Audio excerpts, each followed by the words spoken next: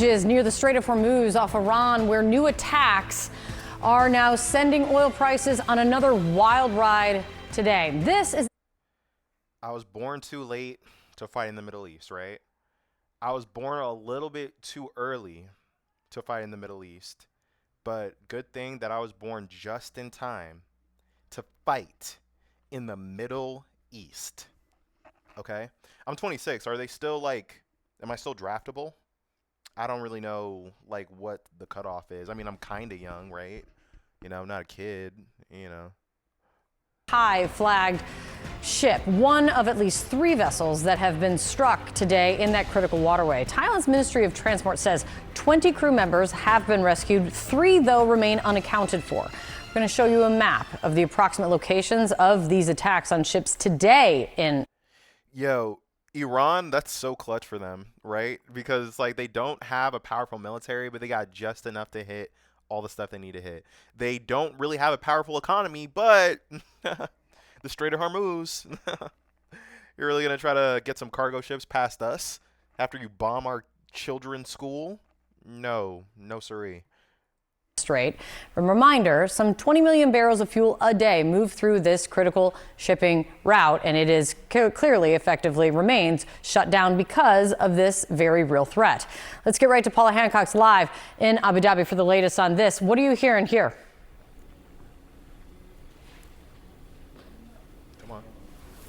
Well, Kate, we just heard from the UK Maritime Agency, and they say that as of now, they believe that about 13 vessels have been impacted since this war started. Now, you mentioned that Thai-flagged ship. We have some more information on that as well from authorities. They said that there was an explosion at the stern and then a fire broke out in the engine room. Now, this is... Mind you that the people on these aren't like, fighting sailors, right? Like these are the equivalent of like a cruise ship captain or whatever. You know what I mean? It's like they're ultimately on the seas for commerce, not for any kind of like military action. Now, I'm sure like some of those credits transfer and like a lot of those people might have done like naval stuff in the past, but they're probably on that ship like, what the hell? Did we just get bombed? What the hell? I mean, but there's no way they didn't know what was going on. You know what I mean? Especially if it's like your 9 to 5 to like drive through that shit. Like, damn. I mean, I do feel bad for them. But at the same time, too, like, people are treating Iran like they're not even worth being concerned about, right? Which is kind of disrespectful to their people, to be honest. It's like, yeah, they're a sovereign nation that, isn't standing for all this Western aggression, yo. To be where those 3. Also, I want to state for the record that the IRGC, the Iranian government, is very evil.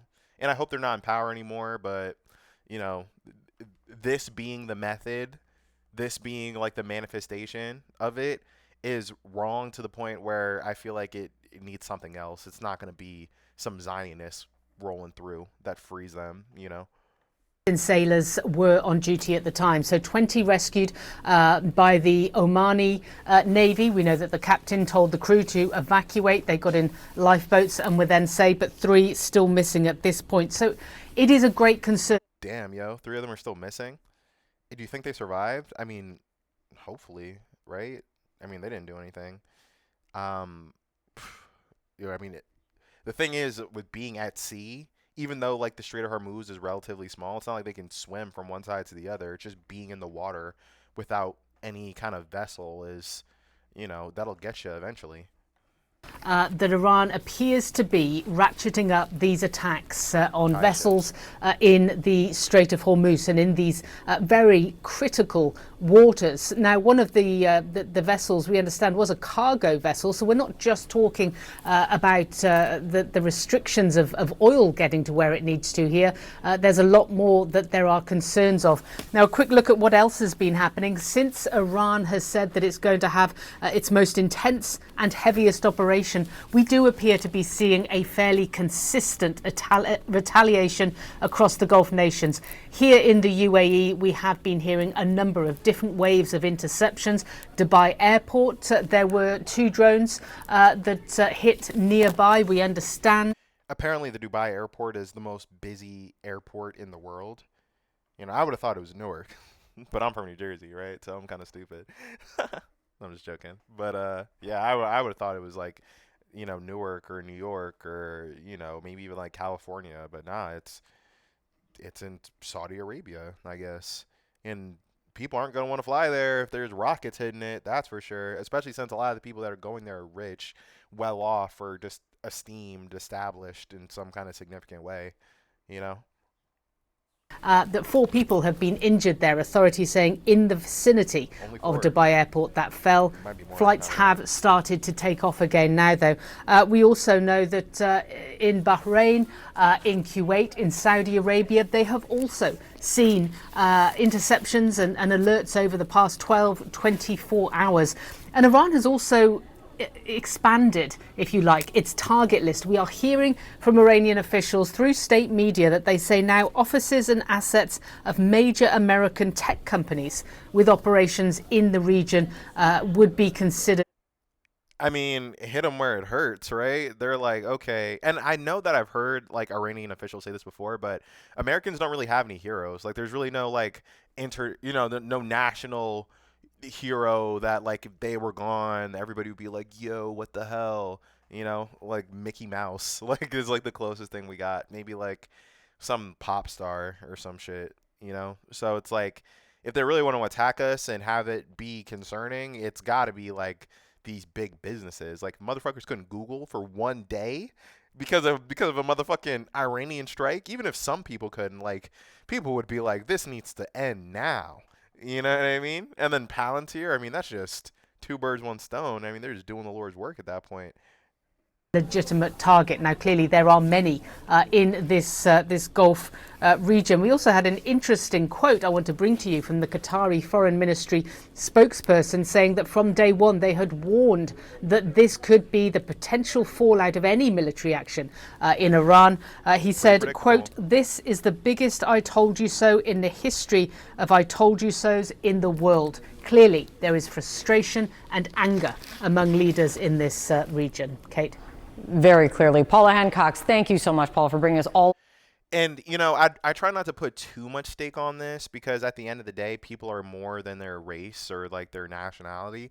But I'm sure all these brown people in the desert that share the same religion, same cultural context, are kind of like, what the hell are we letting these white people do to us? Like, they're probably like, Iran, we don't really like you, but goddamn, it's like, we're gonna let Netanyahu run the show here? Like, what the hell? Like, they gotta feel some sort of like diasporic pride to be like, this is just not okay. Like, you know, especially since friends of America today, enemies of America tomorrow, especially under Donald Trump. It's like they have a lot more in common with each other than they do with anybody in the West. I don't know why they can't all get along. I'm sure it's complicated.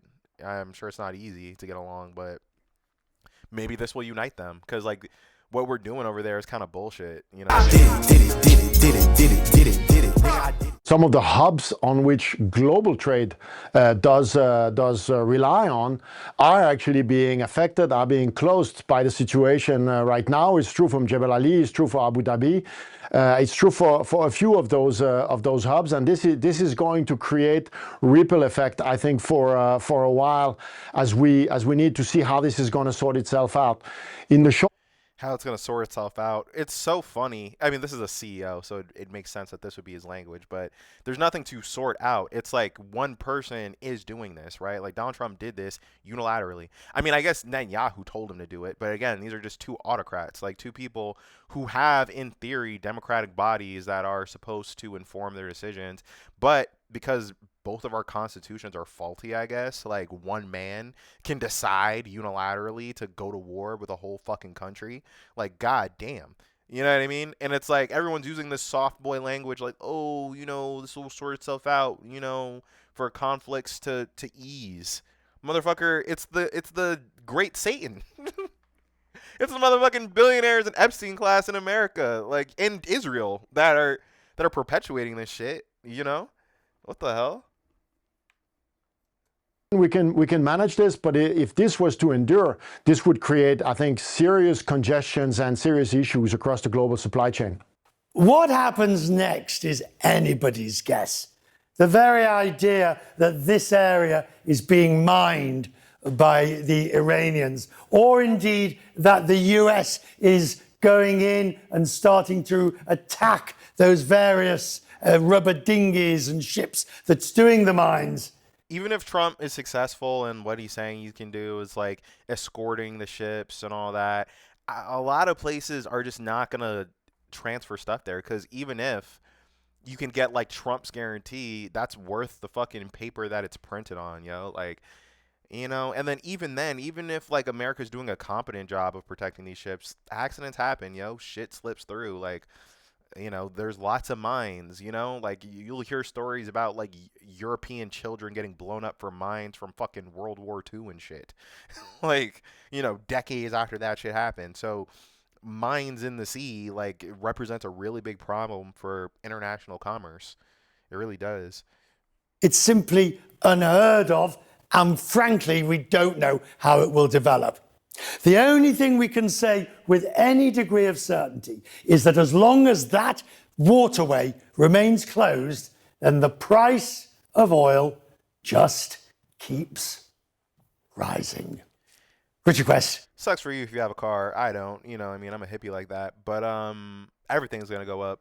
The oil is basically energy, right? I mean, we could have energy from the sun, but a lot of rich people said fuck that. So oil is energy, right? And the idea that everything is gonna cost more, like, it's gonna cost more gas. It's gonna cost more for gas to, plow your fucking vegetables and shit. It's gonna cost more.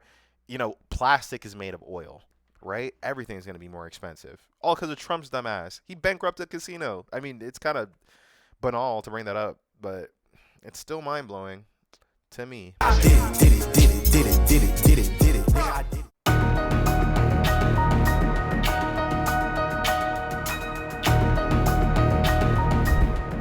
When you think about high-tech warfare, you probably picture billion-dollar jets, maybe some stealth submarines, right? But there's this other weapon, silent, patient, and often completely overlooked. It's a weapon that just waits, turning the world's most critical waterways into deadly traps. And today, we're diving deep into that very threat, right in one of the planet's most vital choke points, naval mines in the Strait of Hormuz.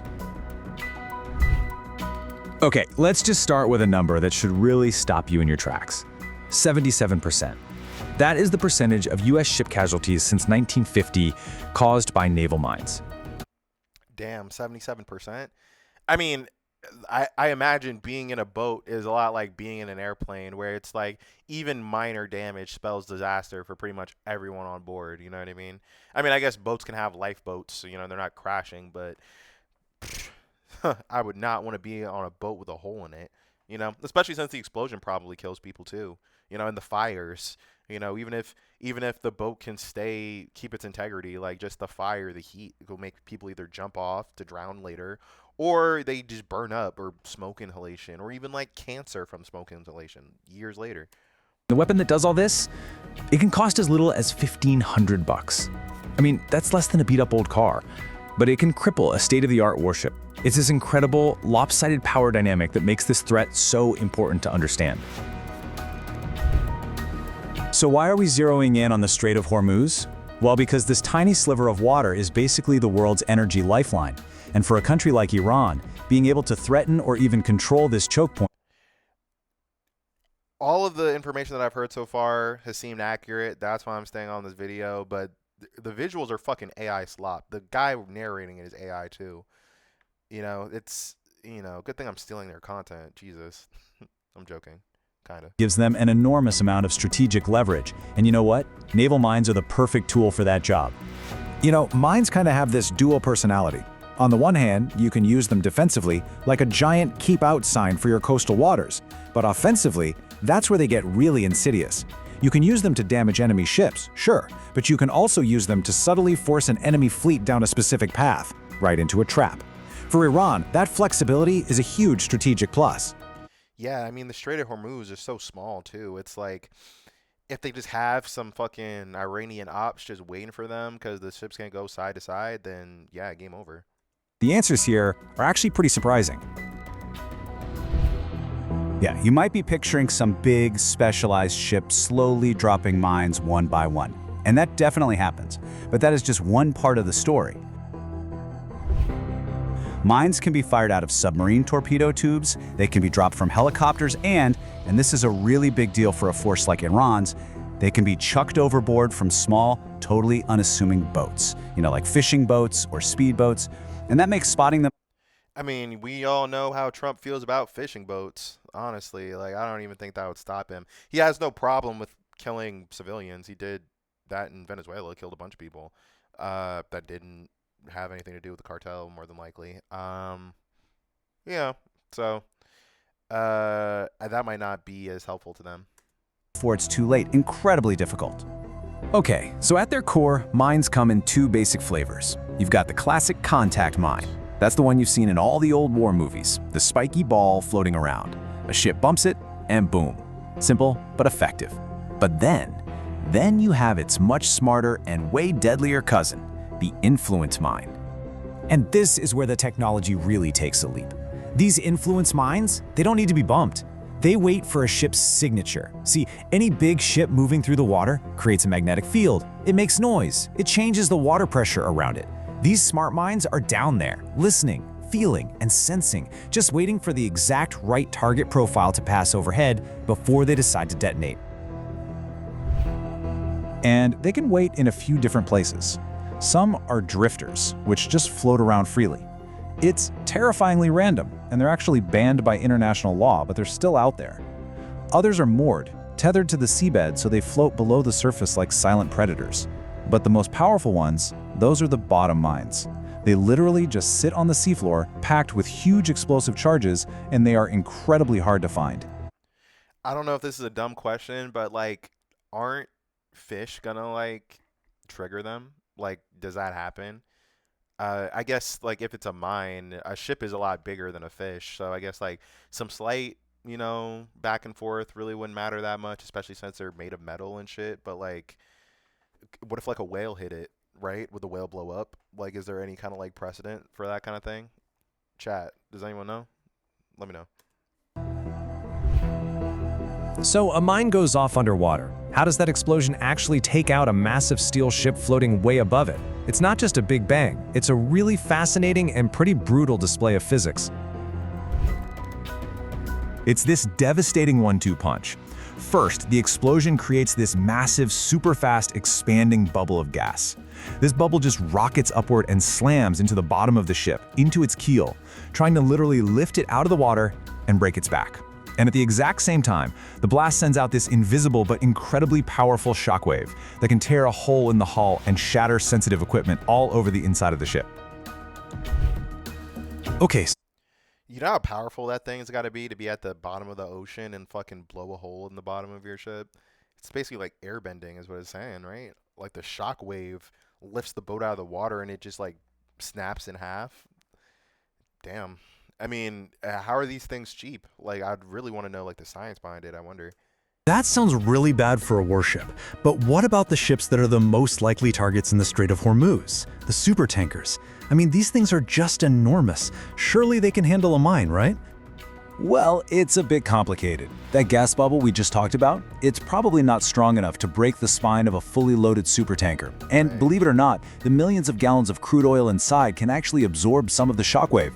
But, and this is a big but, a full tanker is so heavy that it sits much, much lower in the water, and that brings its hull that much closer to a powerful bottom mine, which makes a hull breach much more likely. No way that Iran could take out one of these big boys, right? I mean, I thought like the benefit was like they were really cheap. Yeah, there's no way any cheap piece of equipment could take this thing out. That's like a hand grenade taking out a hotel, right?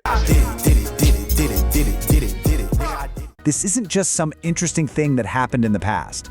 It is the single biggest cause of U.S. naval ship casualties in the entire modern era. It's a persistent, effective, and deadly threat. Okay, so that brings us back to today. We know mines work. We know the Strait of Hormuz is a major flashpoint. So what exactly does Iran have in its toolbox? What's in their arsenal? Well, Iran's stockpile is kind of a mixed bag, and that's actually what makes it so dangerous. They've got thousands of older simple contact mines that, as we've seen, are still incredibly effective. But they also have more advanced bottom mines from places like Russia and China.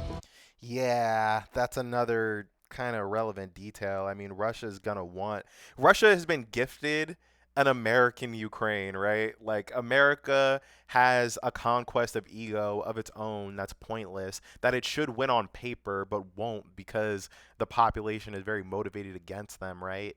So, you know, other countries are gonna fund Iran just to stick it to America, and America's just showing its ass. It's like we're just proving that we don't know what the fuck we're doing, like in the vast majority of military scenarios, right? So these other countries are just gonna look at us, all the mistakes we make, and if World War III, God forbid, ever happens, they're gonna be more than prepared because they see what our dumbasses do. You know, like we're trying to crush them quickly and we can't even do it. You know what I'm saying? Like they killed 7 of our soldiers. Like it should be impossible for them even to do that. But here we are. They even have sophisticated rocket-propelled mines that literally launch a warhead up towards a passing ship. And on top of all that, they claim they're making their own advanced versions too. But now, this whole shit started because Iran was trying to tinker and make some shit, right? I don't really know what their industrial capacity is at war, but I think for sure Russia will give them some shit just for funsies, even though they got their own war. But I don't know, like, you feel me? Like, it's not going to take that much to threaten the Americans, bro. It's really not. It's one thing to have the weapons. It's another thing to use them effectively. Iran's big strength is that huge, diverse arsenal and its ability to lay mines from all those sneaky small boats. Their weakness is, they don't have many specialized mine-laying ships, and there are real questions about how ready their submarines are. A lot of their supposed capability is, for now, pretty much untested. Yeah, I mean, America will not learn its lesson. Like, we always underestimate our opponent because they're Muslim. I mean, it's just such a tale as old as time, you know? I'm not rooting for Iran. The Iranian government is fucking evil, right? But I'm also not rooting for America either, unfortunately. I just hope all innocent parties involved in this get to escape with their lives and everyone learns a lesson from it. That's what I hope.